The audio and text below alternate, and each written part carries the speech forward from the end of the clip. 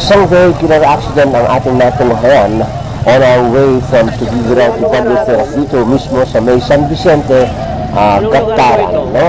Nitong unang araw ng buwan ng Marso ng 2015 at ang oras ay bago mag-alas 6. Tayo humimpil po upang makunan natin ng detalye itong naturang vehicular accident dito mismo sa highway ng San Vicente, Gataran. Tumigil po tayo at kinunan natin ng video. Makikita natin sa ating video ang mga kababayan natin na nag-uusyoso at gustong alamin kung ano ang pinsala na dulo po nitong vehicular accident na ito.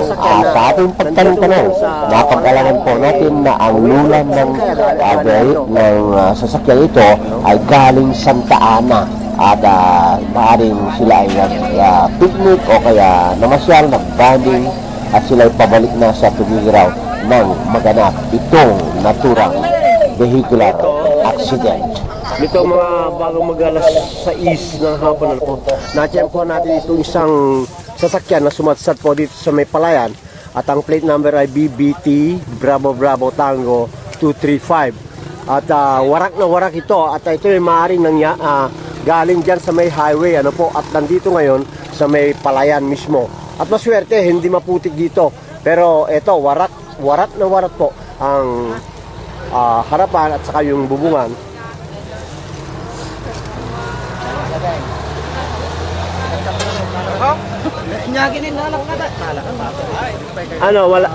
Walang nasugatan? Marami? Bukol po, gas-gas. Bukol lang. May ambulansya na, wala pa. Wala pang police rescue, wala pa. Mga barangay official lang. Mga barangay official. Asan yung barangay official dito? Pwede makausap? Ito, ganito, marami na tayong mga kababayan na nag-usyoso dito sa may highway ng San Vicente, Gataran, ano po ito? At kaninang-kanina lang siguro nangyari po ito at nandito yung mga barangay officials at mapagtanungan natin kung ano ang may bibigay nilang detalye nitong naganap na vehicular accident na ito na yung nangyari dito at maraming karga, no? Ayan, mga warat na warat yung mga barangay official kayo, barangay captain na di lang mabaling ang mamamuna kayo, kapitan. Christopher Candelario. Honorable Candelario. Ito yung barangay San Vicente, sir. San Vicente. Kita makita tayo nga adda aksidente dito, adda imayen, adda rescue nga umayen. Nagtawag ambulansya, adda na sugatan na kapitan. Adda, sir, adda. Ngam na pandadya emergency. On the way, ambulansya, sir. On the way, okay. So, agyam-yaman kami, kada ito barangay official siya nga nga nag-rescue, may natubulong kada ito yung na-disgrasya ng lugan.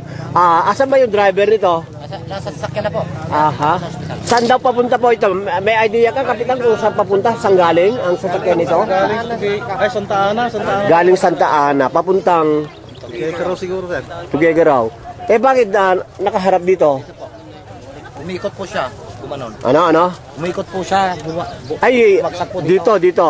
Tumalon. Tapos then, umikot. So ito, gumukuha po tayo ng mga maaring basehan natin kung paano nangyari ito. Pero palagay ko naman walang namatay po. Wala. Maraming salamat sa ano.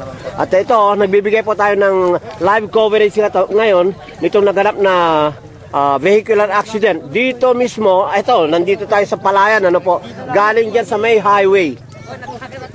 Ayan, Pero nandyan na yung mga rescue team at nagpapasalamat tayo kay barangay captain at naka-responde kayo kaagad kapitan.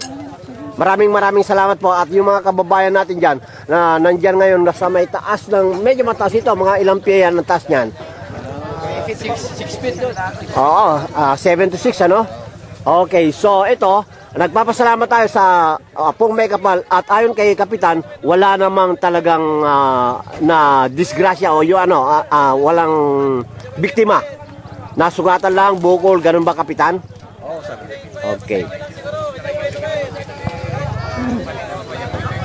Kasama po itong sasakyan ito? Siguro ka convoy. Mag-anak siguro, sir. Pero kapitan, naasikaso na ninyo may mga sugat? Oo, sir,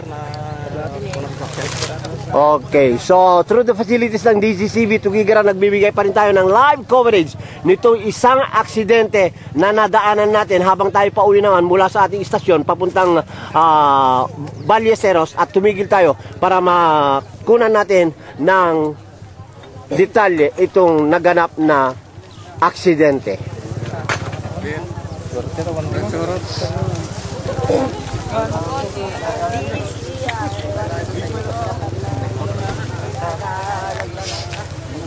Na video kayo tan.